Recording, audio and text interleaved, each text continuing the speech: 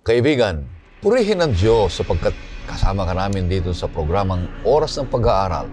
Ito'y pag-aaral sa salita ng ating Panginoon Diyos. Magbibigay sa iyo ng kaalaman, kapayapaan, lalong-lalo na ito'y pag-asa ng kaligtasan. Buhay na walang hanggan. Sikapin mo kaibigan na subaybayan ang programang ito at patuloy mong maunawaan kung ano ang kalooban ng Diyos para sa iyong buhay. Ito po ang iyong lingkod, Pastor Ray Ulbi, bilang facilitator sa ating pag-aaral sa oras na ito.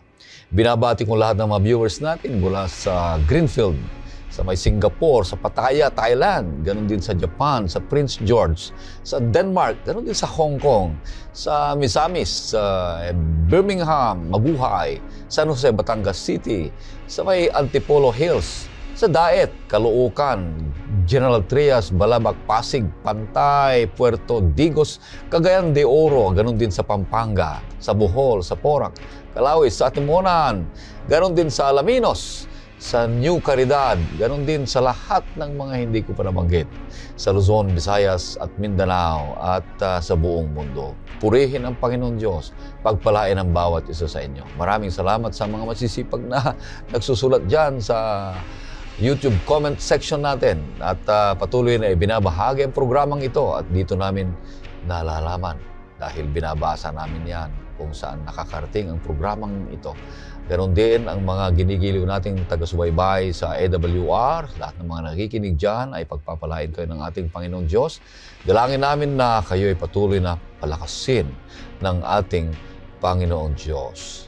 Ang makakasama natin dito sa studio ay ang ating mga butihing pastor, mga alagad ng ating Panginoon Diyos. Una dito ay si Pastor Ian Felicitas.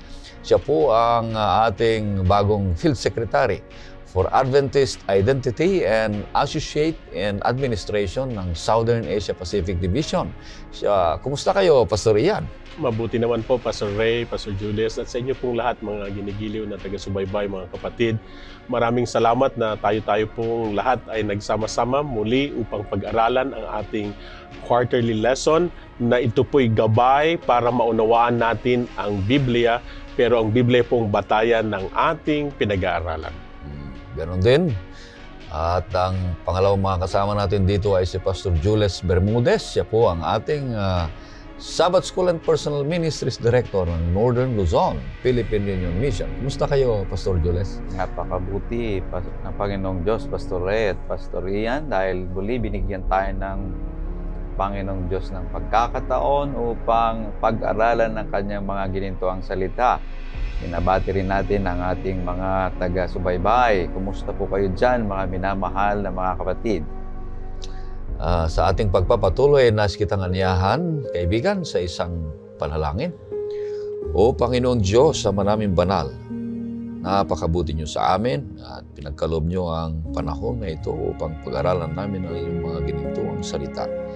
Patuloy kayong magsalita sa amin, Panginoon, at ang banal na Espiritu nawa ang mag-ministro sa aming buhay at maunawaan namin ito at may sa kabuhayan. At nawa, Panginoon, maramdaman namin ang iyong pagkalinga. Patawarin kami, Panginoon, sa aming mga kasalanan. Ito hiling namin sa matamis na pangalan ng aming Panginoong Jesus. Amen. Ang ating pang-siyam na paksa na ating pag-aaralan ngayong linggo ay may pamagat na pagsasabuhay ng kautusan. At ang talatang sa uluhin na matatagpuan sa Exodo 20, 22 at saka 23. Ito po ang sinasabi. Sinabi ng Panginoon kay Moses, ganito ang sasabihin mo sa mga anak ni Israel. Kayo ang nakakita na ako'y nakipag-usap sa inyo mula sa langit. Huwag kayong gagawa ng mga Diyos na pilak na iniagapay sa akin. Huwag kayong gagawa para sa inyo ng mga Diyos na ginto. Wow! Iyan ay isang payo ng ating Panginoong Diyos. At itatalakayan ng ating leksyon sa 3 punto. Ang 3 punto ay nagsisimula sa 3 L, saka may R. Ang unang punto ay paliwanag sa atin ni Pastor Ian. Ang unang punto ay law, a reflection of God's character. Pangalawa ay law ulit, restraint against evil. Ang pangatlo ay law ulit, and its relationship to salvation. Ang unang punto ay paliwanag sa atin ni Pastor Ian. Pastor Ian, ano ibig sabihin ng pangalawang punto? Please. Ang unang punto, mga kapatid, ay ang kautusan bilang reflection of God's character. Pero mahalaga po maunawaan natin kung ano po ang kautusan sa Biblia. Tingnan po natin ang ilang mga malinaw na talata mula sa Biblia para maunawaan po natin ang kautusan sa Biblia. Pag sinabi po natin kautusan, mga kapatid, mayroong pong dalawang term na malimit na ito ang ginagamit. Isa sa Lumang Tipan, isa sa Bagong Tipan. At ang term na ito ay, ang una po ay ang salitang Torah na galing sa wikang Hebreo. Ang ibig sabihin po nito ay ito ay isang direction or isang pagbibigay ng kung ano ang dapat or instruction or sa madaling salita, kautusan. Tingnan po natin ang ilang mga sipi ng talata para maunawaan po natin kung papaano ginamit ang salitang ito at ang mga talatang ito ay siyang tutulong sa atin upang maging mas malinaw sa atin kung ano ang kautusan. Tulad po halimbawa ng Genesis 26:5.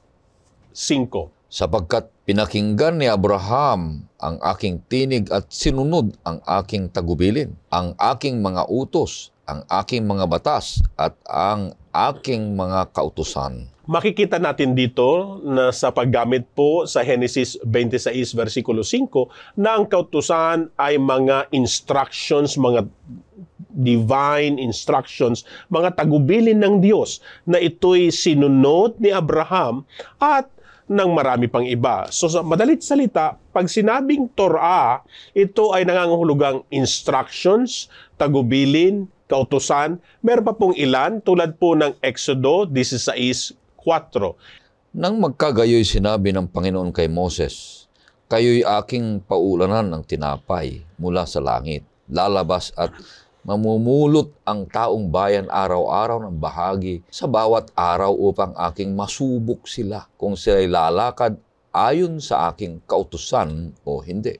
Dito po sa talatang ito, makikita natin ang kautusan ay ginamit po bilang isang mga instructions kung ang tao ba'y susunod, sila'y tatalima, kung sila ba ay susunod sa mga alituntunin ng ating Panginoon.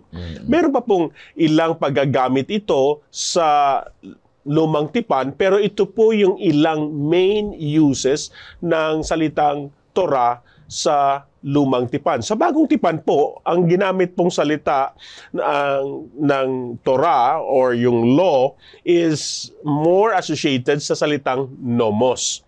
Ito po yung makikita natin halimbawa, mga kapatid, sa Juan Kapitulo 15, John chapter 15, and the verse is 25. Ito ay upang matupad ang salitang nasusulat sa kanilang kautusan. Ako'y kinapuutan nila ng walang kadahilanan.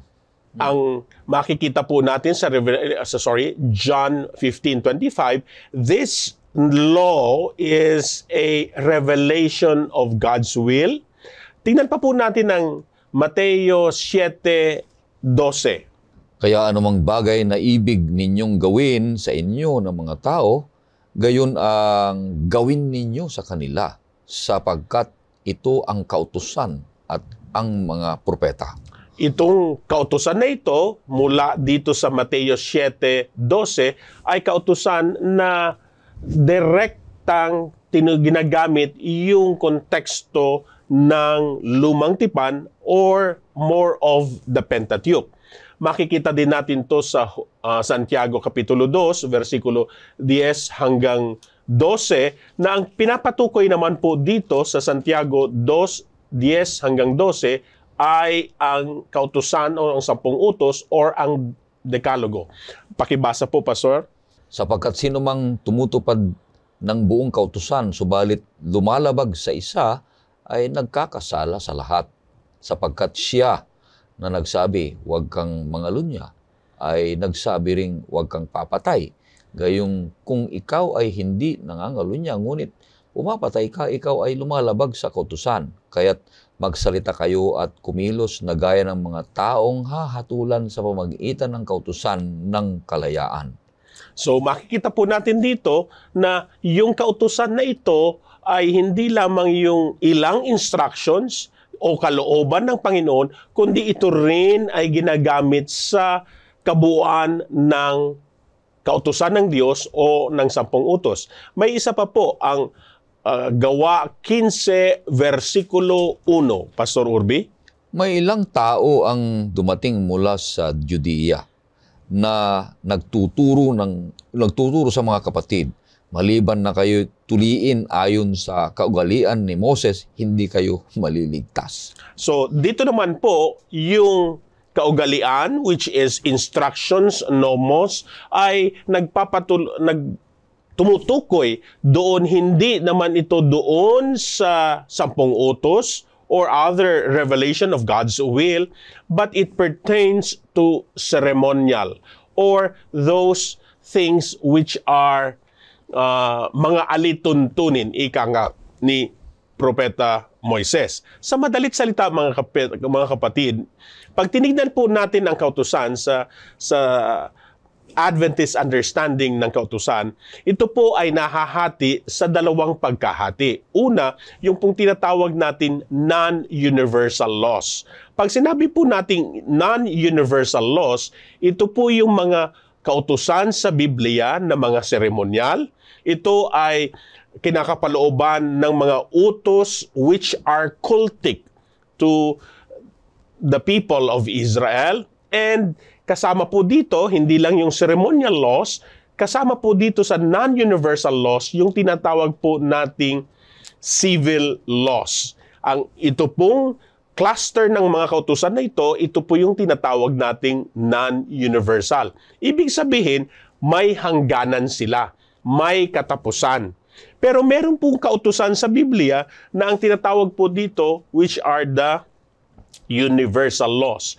An example of the universal law is the Decalogue or the 10 Commandments. Ibig sabihin, mga kapatid, sa pagkaunawa natin ng kautusan, hindi ito basta kautusan lamang. So sa mas malalim na pagkaunawa, ito po yung mga kautusan sa Biblia, meron pong non-universal, which are civil laws and cultic laws. Ceremonial. Meron naman pong laws which are universal laws. Like, for example, the 10 Commandments and the health principles. These are universal. Pag dinala po natin to sa aklat ng Exodo, ito po ay tinatawag na apodictic laws, which are, ang makikita po natin dito, yung mga kautusan na hindi po siya nakasalig sa iba pang kautusan. Ito'y kautusan that stands supreme alone, which is stated by God.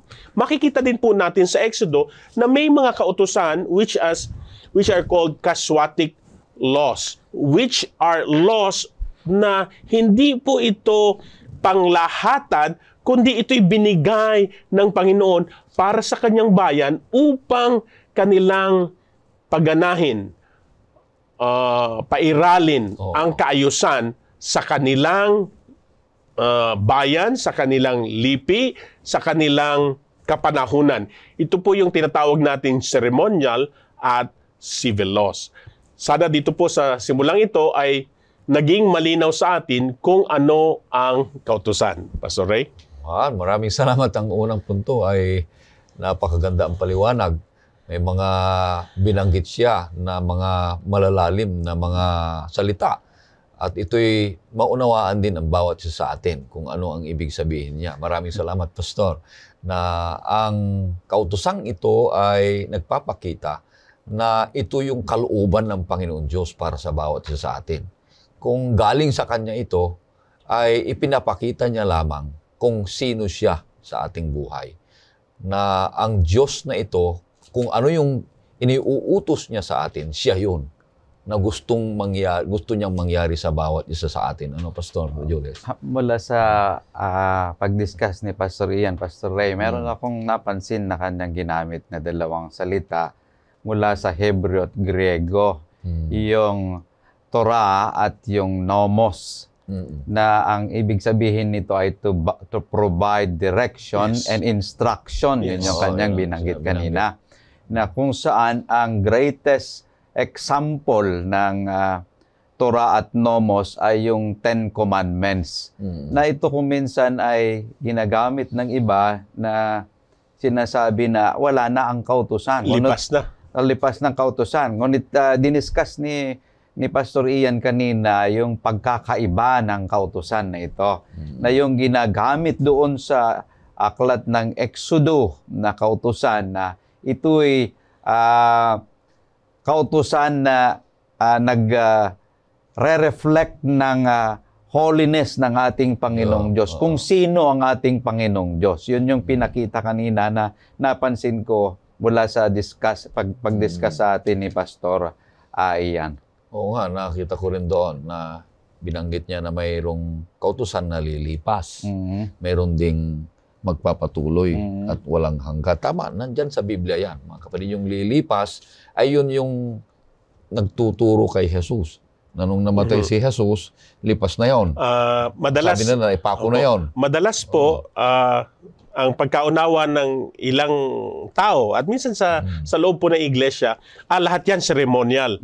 Hindi po. Meron pong seremonyal. Pag sinabi pong seremonyal, this pertains to associated to offerings, sacrifices. That's why they are called ceremonial laws. Meron pong tinatawag na civil laws. Yung civil laws is governing things on how to run the people of God while they were traveling. Remember, Exodus po to.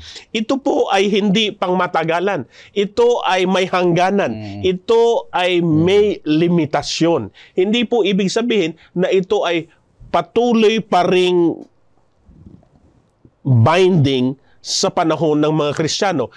Yun po minsan ang nagiging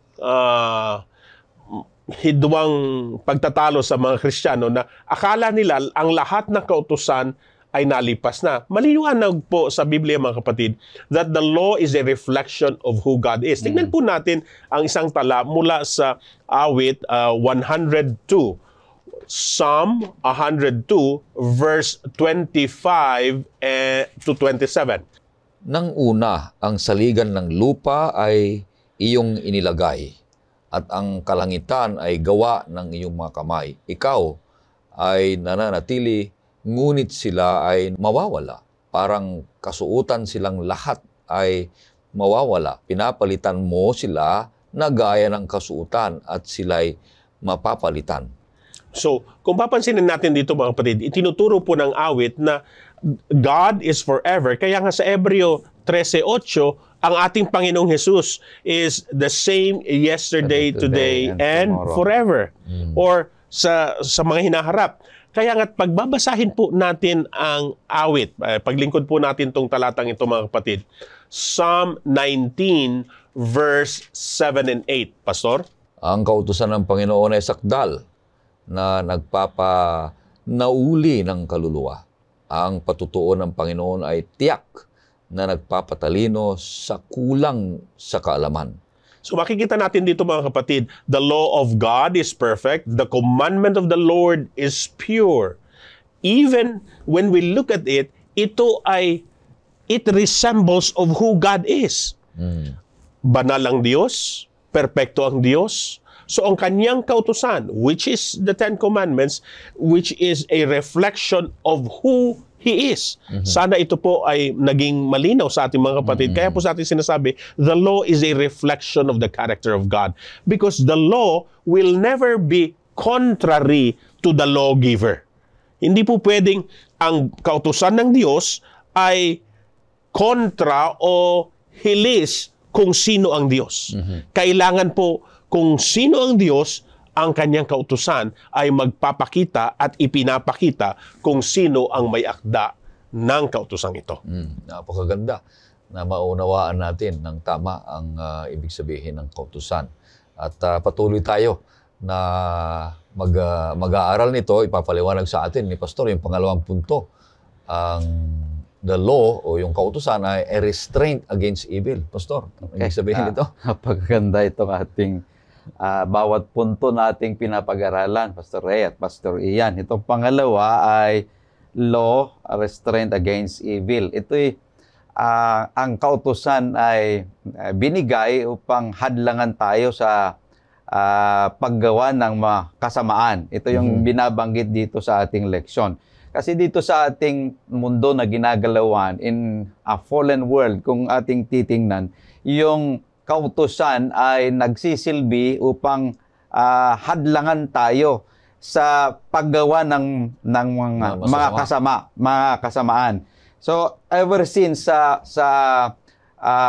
Harden ng Eden, nung nagkasala na si Adan at si Eva, binabanggit dito na ang natural tendency natin ay yung sinfulness, yung ating paggawa ng masama. Kung ating babasahin sa Genesis 6, verse 5, Pastor Ray, binabanggit dito na yung buong haka-haka ng tao ay panay puro masasama. Nakita ng Panginoon na napakasama na ng tao sa lupa at ang bawat haka ng mga pag-iisip ng kanyang puso ay palagi na lamang masama. Okay, binabanggit dyan na yung tendency ng tao, yung kanyang pag-iisip, yung kanyang nasa puso ay masama na. At doon sa bagong tipan, binabanggit din dito na ibinigay ang kautusan, dinagdag ang kautusan dahil sa pagsalangsang. Kung ating babasahin ang aklat ng Galatia 3:19. Bakit pa mayroong kautusan?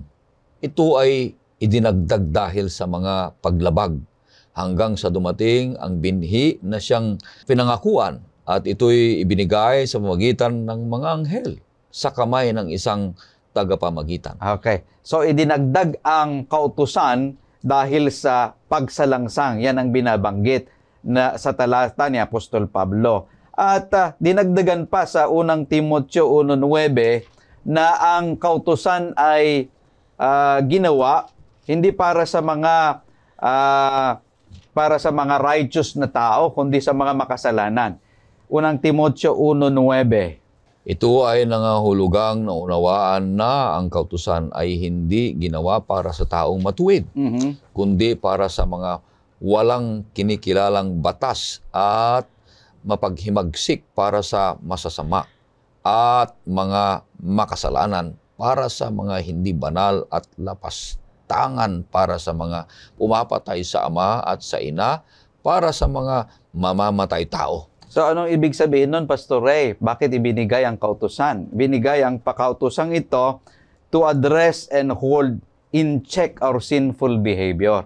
Para tugunan at hawakan ang ating masamang pag-uugali. Para hindi na tayo gagawa pa ng mas masama. Yan ang sinasabi dyan. Ngayon, magbibigay tayo ng example dito sa banal na kasulatan na kung saan ay may binabanggit dito sa lumang tipan na sinipi ng ating Panginoong Hesus. Sa Exodo 21:24, may talata rito, Pastor Ray, na binanggit din ng ating Panginoong Hesus sa Matthew 5:38. Pakibasa nga, Pastor Ray. Mata sa mata, ngipin sa ngipin, kamay sa kamay, paa sa paa. Okay. Yung Matthew 5:38 ay mababasa rin yung binasa mo na talatang yan. Narinig ninyo na sinabi, mata sa mata at ngipin sa ngipin. Okay. Yun yung tinatawag na law na lex talionis. Yan yung sinasabi natin na paghihiganti. Tinatawag ito na batas ng paghihiganti. Ngayon, ang orihinal na paggamit ng talatang ito ay hindi upang ang tao'y maging mas masama pa na paghigantian kung ano man yung ginawa sa kanya na kasalanan, kundi upang pigilin ng tao na gagawa pa ng mas masama. Kasi sa original na intention ng kautosang ito, ginawa ito dahil sa personal na paghihiganti. Ang sinasabi ng ating Panginoong Hesus nung binanggit niya ito na talata ay kailangan na suriin muna kung ano yung nagawa na pinsala. At pagkatapos ng pagsusuri, kailangan na bayaran ng salapi yung nagawa na pinsala. Para sa ganon ay mapigilan ng tao sa kanyang personal na paghihiganti. Kasi meron tayong kasabihan na huwag mong ilagay ang batas sa iyong mga kamay. Yun yung kasabihan na ating sinasabi dahil yung word na lex talionis. Ngunit dito ang original na pagkagamit ng talatang ito na kautusan ay kailangan na suriin muna natin yung kung ano yung pinsala na nagawa at babayaran ng taong ito para hindi mailagay sa kanyang kamay ang paghiganti. Kanya kapag nakagawa siya ng kasalanan, huwag niyang ilagay sa kanyang kamay.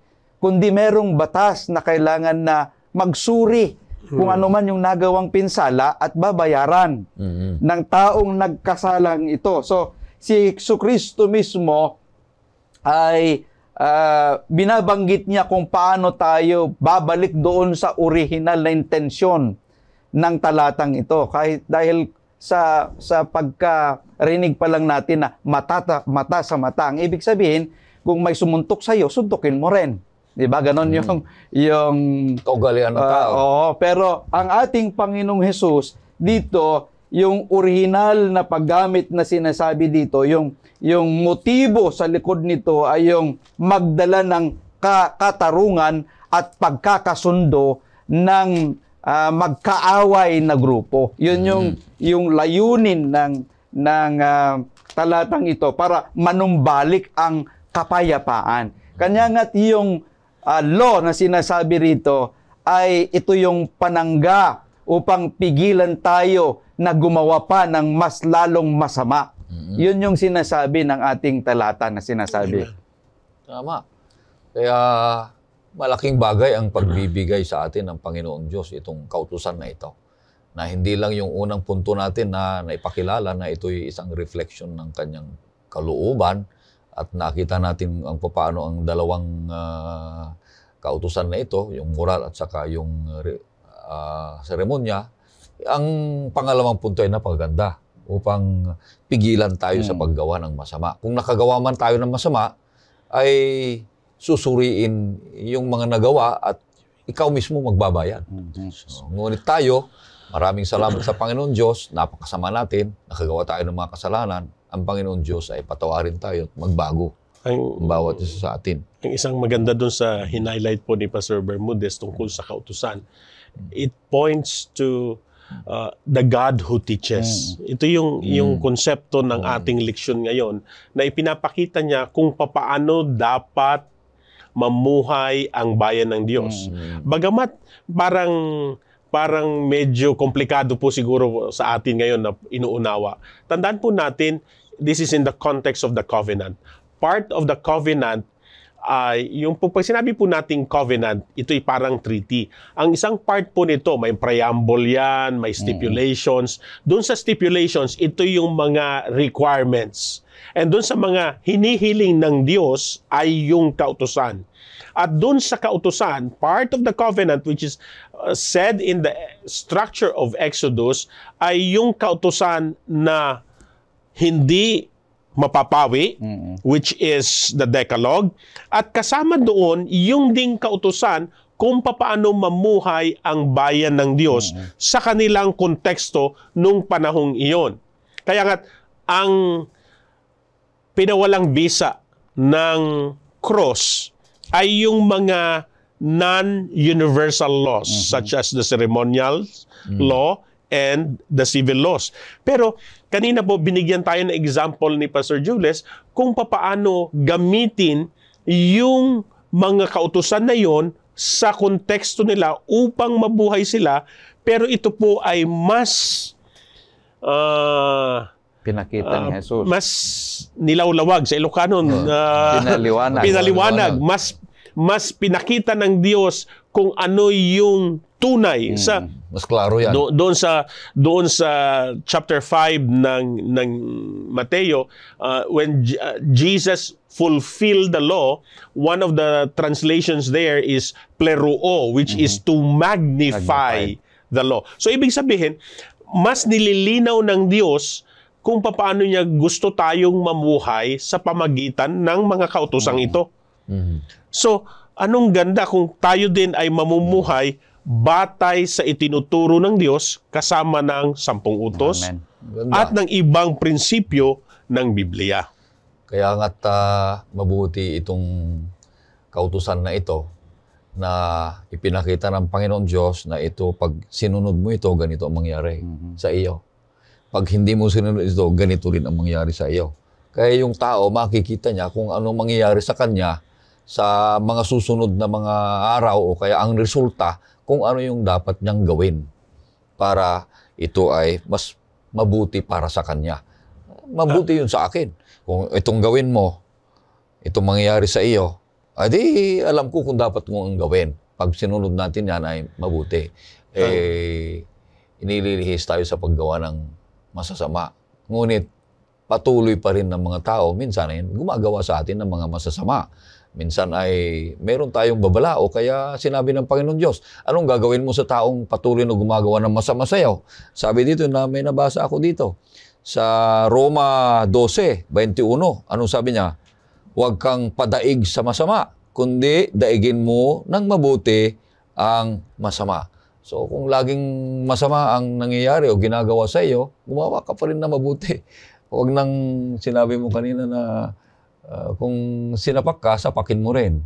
In other words, Pastor Ray, without the commandments, our society would descend into chaos and violence. Yun yung mangyayari sa atin. Ngunit tayo nagpapasalamat sa Panginoong Diyos dahil merong kautusan that safeguard each one of us. Ang community, ang society, ang moralidad, yan ay ano. Pero ito'y, balik tayo doon, hindi nagliligtas sa atin ito. Nagbibigay sa atin ng kasiyahan na mabuhay at kaya may kaayusan. Ipinakita pa lalo ng Panginoon kung sino siya doon sa ilang bahagi noong Exodo, which is pertaining to when you look at Exodus 23, kasi ito yung after na nung pagpasok nila sa Kanaan, yung mga I statements ng ating Panginoon. Makikita natin doon kung ano ang ginagawa ng Panginoon. Ang sabi ng Panginoon, ako at ang aking anghel ay mangunguna sa inyo. Ako ang siyang gagabay sa inyo. Ako ang siyang papawi ng inyong mga tears, ng inyong mga luha. Ako ang kasama nyo. Kayo ay dapat mamuhay ng maayos. Yan yung mga sinabi ng ating Panginoon. So, these are based on the promises. And the positive way to look at the law of God, these are promises as well. Kaya tingnan po natin yung isang talata, Pastor, sa Exodo 14, 13 at 14. Exodus 14, 13, and 14. Sinabi ni Moses sa bayan, huwag kayong matakot.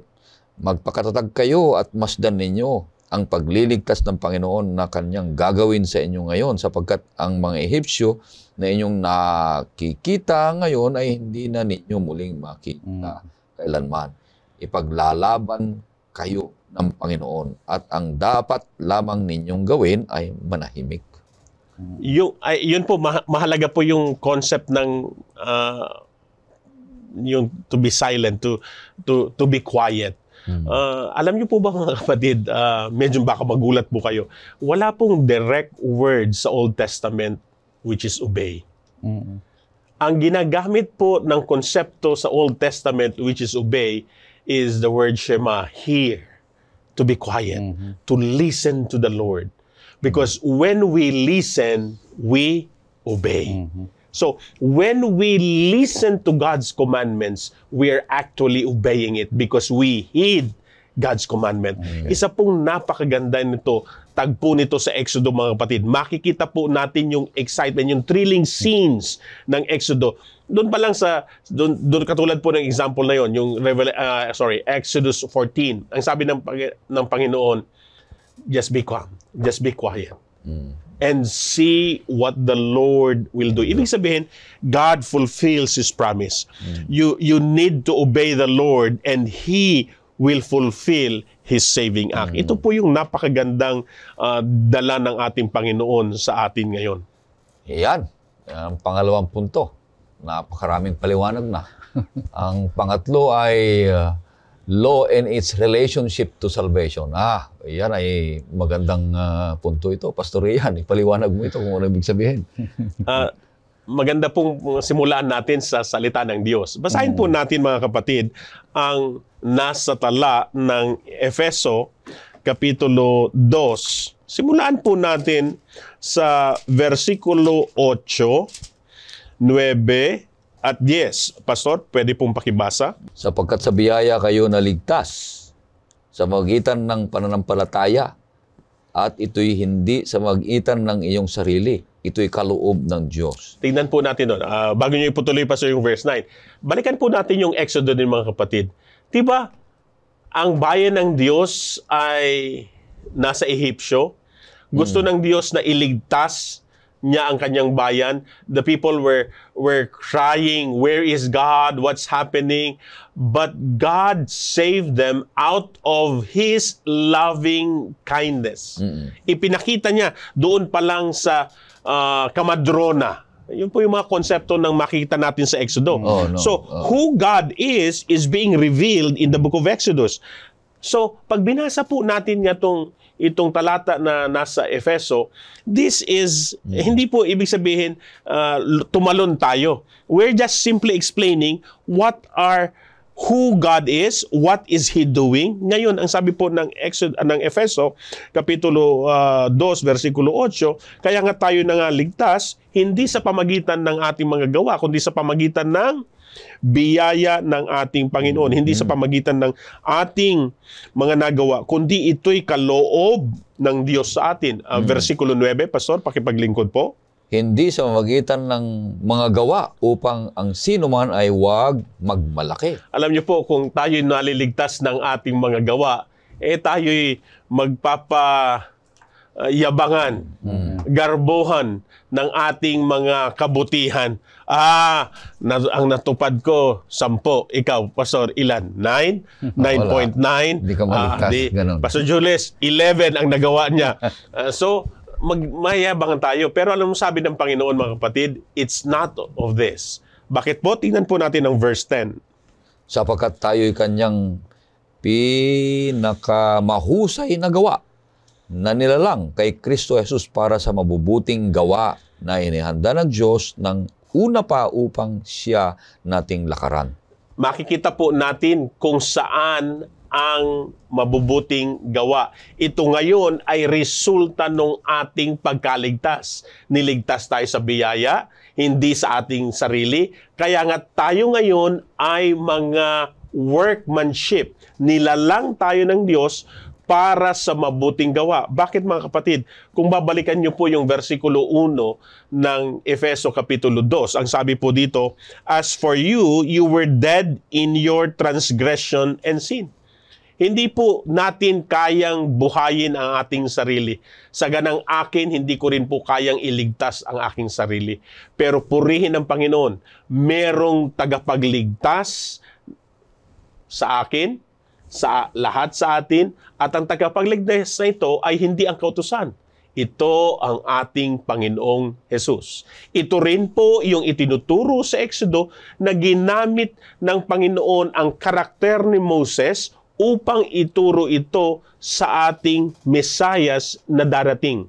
Kaya isang napakaganda pong punto ito na kinakapalooban ng ating aral tungkol sa kautusan, pagsunod, kaligtasan. Tingnan pa po natin ang ilang mga talata sa Biblia upang maging mas malinaw sa atin ang sinasabi po ng mga talang ito. Tingnan po natin ang ilang talata po mula sa Lumang Tipan na makikita po natin na ang pagliligtas ng Diyos ay sa ganang Kanya. Awit 32, versikulo 1. Mapalad siya na pinatawad ang pagsuway na ang kasalanan ay tinakpan. Makikita po natin dito, sino ang nagliligtas? Sa lumang tipan pa lamang, ang nagliligtas ay ang ating Panginoon, hindi ang sarili natin. Si David, hindi niya kayang iligtas ang kanyang sarili sa mga pagsuway niya. Hindi siya namuhay ayon sa kautusan. Sino ang nagligtas? Sino ang pumawi sa kasalanan? Ang Panginoon. Hindi siya. So, sa atin din po mga kapatid, dapat nating matutunan kung saan natin mailalagay ang ating pananampalataya. Hindi po ang kautusan ang nagliligtas. Ang Diyos ng kautusan ang nagliligtas. Pero hindi po ibig sabihin na winawalang bahala natin ang kautusan. Isa pa pong talata na mainam basahin natin ay mula sa Roma Kapitulo 4, versikulo 3. Sapagkat ano ang sinasabi ng kasulatan? Sumampalataya si Abraham sa Diyos at iyon ay ibinilang sa kanya na katwiran. Makikita natin mga kapatid, righteousness by faith is not simply an Old Testament teaching, but it is a teaching already established in the Old Testament. Napakagandang aral nito, Pastor Ray. Maganda yun. Ang righteousness by faith ay by faith, hindi by works. Hindi sa gawa. Maganda nito ang paliwanag nito kung anong relasyon ng kautusan sa kaligtasan ng bawat isa sa atin.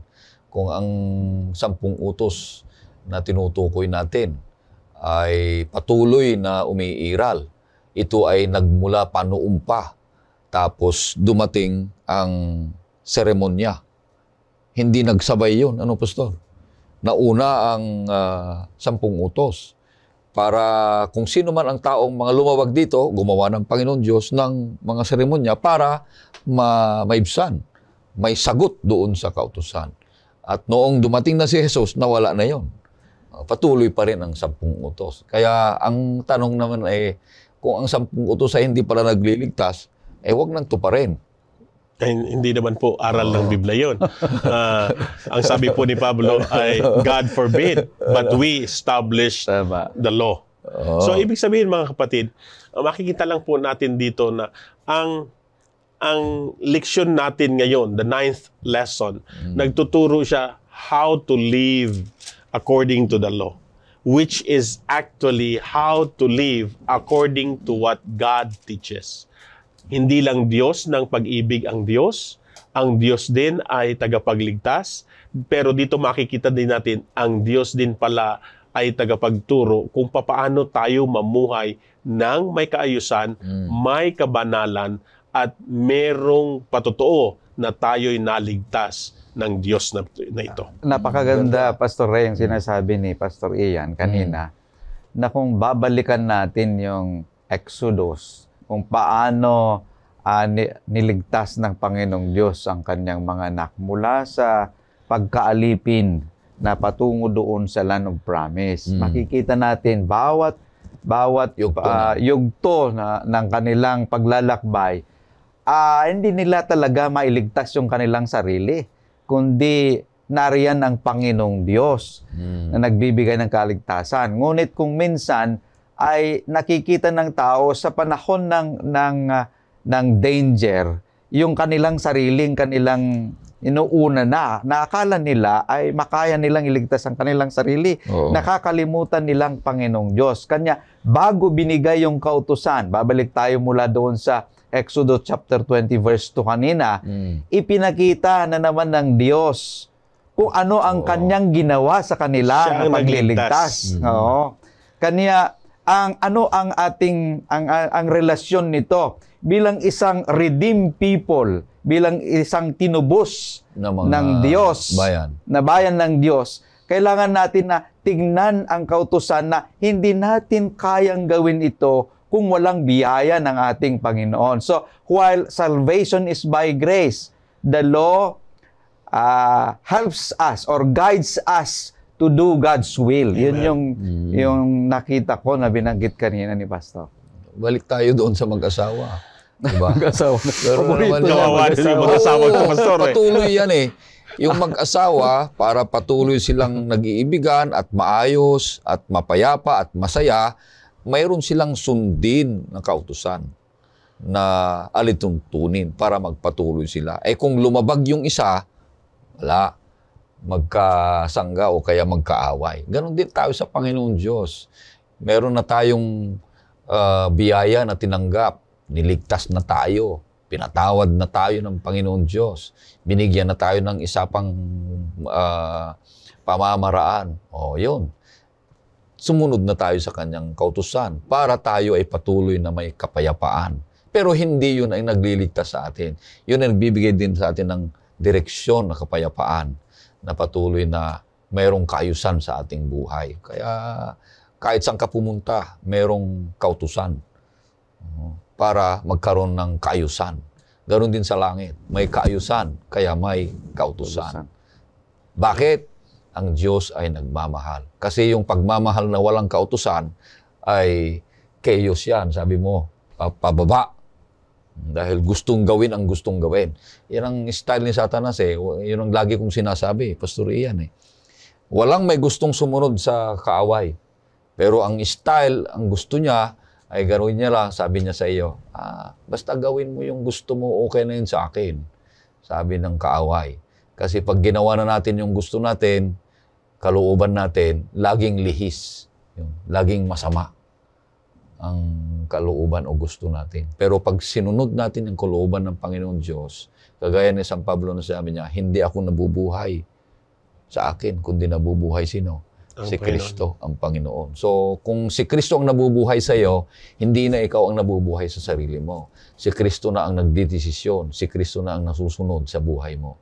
So, kung gusto mong masunod ang buhay mo, sarili mo, desisyon mo lang ang sundin mo. Wala ka doon sa kautusan ng Panginoon Diyos. Pero kung sundin mo ang kautusan ng Panginoon Diyos, nabubuhay ka sa kanyang kautusan at nabubuhay sa kanyang kalooban. Yung karagdagan nun, Pastor, when we choose to be in that relationship, na siya ang ating Diyos, tayo ngayon ay namumuhay ayon sa kanyang kalooban, sa kanyang kautusan, we are in that covenant relationship with the Lord. Napakasarap na isipin, mga kapwa ko, Pastor, na tayo ay pwedeng mamuhay ngayon ng may kapayapaan, ng may kasiguruhan, na tayo'y namumuhay ayon sa tipanan natin sa Diyos. Amen. Amen. Alright. So, maraming salamat sa ating pag-aaral ng ating leksyon ngayong oras na ito. Purihin ang kanyang pangalan. Maliwanag na ang tatlong punto na ito, ang kautusan na ito ay nagpapakita kung ano ang karakter ng ating Panginoon Diyos, kung sino siya sa ating buhay, na meron tayong malalim na ugnayan sa Kanya sa pamagitan ng pagsunod sa Kanyang mga kautusan. At ang kautusan ay isang restraint, binabawalan tayo para sa gumawa ng masasama. At kung laging gumagawa ng masama ang mga tao sa atin, gumawa tayo ng mabuti para maturuan natin sila paggawa ng mabuti. At ito ay isang pagpapakita ng mayroon tayong relasyon sa ating Panginoon Diyos. Kaya purihin ang kanyang pangalan, kapatid, mahal na kaibigan. Sa ating pagtatapos ay makakarinig po tayo ng isang awitin. Pagkatapos nito ay pakinggan natin. Bigyan natin kay Pastor Ian ang isang panalangin.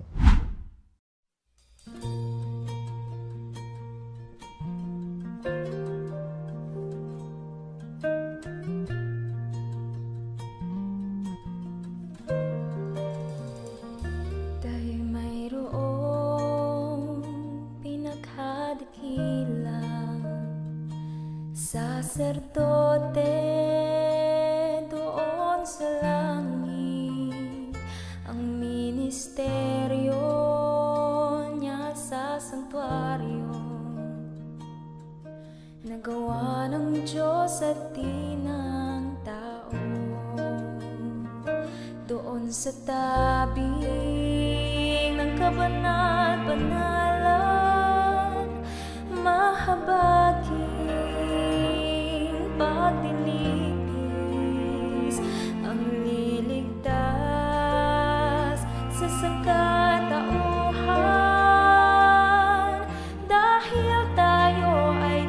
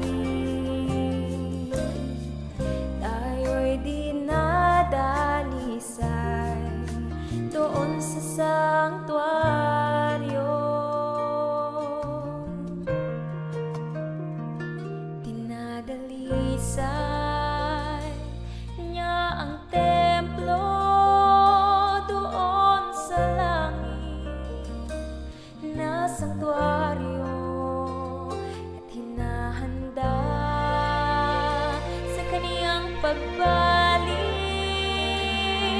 sa mga naghihintay sa Kanya. Sala natin ililinis doon sa sanktuaryo. Inaangkin tayong nabos doon sa sanktuaryo, doon sa langit. Tayo'y dinadalisay doon sa sanktuaryo. At kung matapos ang Kaniyang paglilingkod, nawa'y tayo'y maligtas lahat.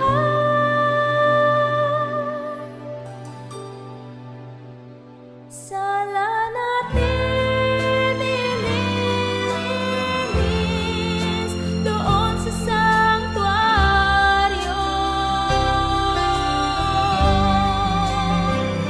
Inaangkin tayong nabos doon sa sanktuaryo, doon sa langit.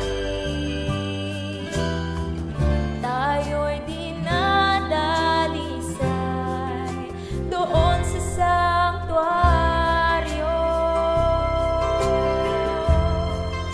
doon sa sanktuaryo,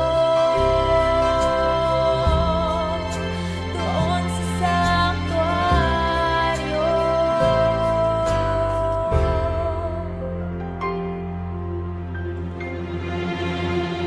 Sala natin ililinis doon sa sanktuaryo.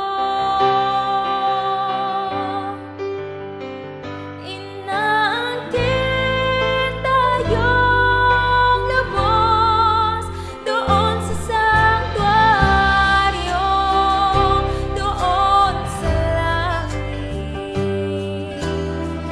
Tayo'y dinadalisay doon sa sanktuaryo, doon sa sanktuaryo, doon sa sanktuaryo, doon sa sanktuaryo.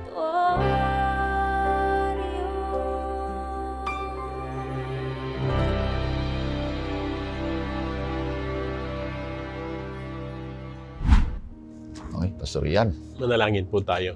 Amang banal Diyos na makapangyarihan sa lahat, salamat po na kayo'y nakilala namin hindi lamang isang Diyos ng pag-ibig, kundi isang Diyos na nagtuturo sa amin. Isang Diyos na ang gusto ay kami mamuhay ng ayon sa inyong kalooban. Salamat, Panginoon, na kami po'y tinulungan, ginabayan sa aming pagrerepaso at pag-aaral ng inyong salita at ng aming leksyon. Tulungan kami, O Diyos, na lumago sa aming kalalagyang spiritual. Pagpalain kami, O Diyos, at makita si Jesus sa aming pamumuhay. Makita ang kanyang kabanalan na na kay Kristo lamang, kaligtasan na nasa amin ngayon na mula sa aming Panginoon at tagapagligtas. Maraming salamat po sa mga kasiguruhang ito sa pangalan ni Jesus. Amen. Purihin ng Panginoon Diyos. Maraming salamat, kaibigan, sa patuloy mong pagsusubaybay sa programang ito, Oras ng Pag-aaral. Ganon din sa mga nakikinig sa AWR 89.1. Purihin ng Panginoon Diyos. Pagpalain kayo. Mahal kayo ng ating Panginoon Diyos. Amen.